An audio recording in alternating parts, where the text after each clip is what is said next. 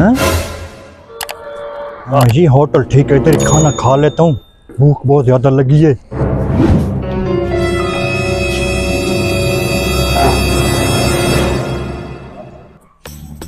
जी भाई क्या खाओगे? चावल चावल ले आओ भाई, चावल मैंने खाने हैं।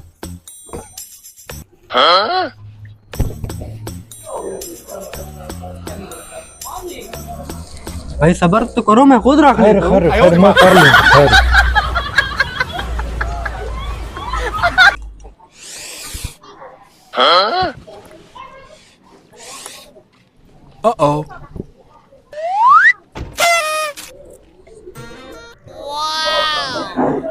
भाई गिलास ले लो, ये क्या कर रहे हो? ठीक है ले आओ।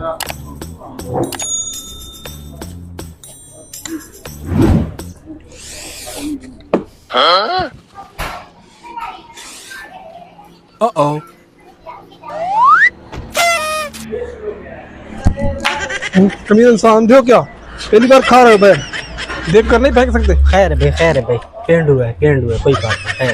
तो भाई खैर है, छोड़ो। चलो दिमाग खराब करते हैं।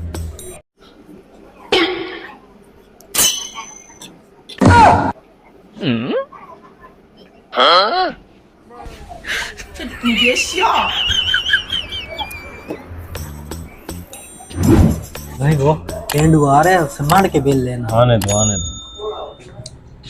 जी भाई बिल कितना हुआ? आपका 5,000 बिल हो गया है। हाँ चावल का 5,000? मैंने कौन सा बकरा खाया?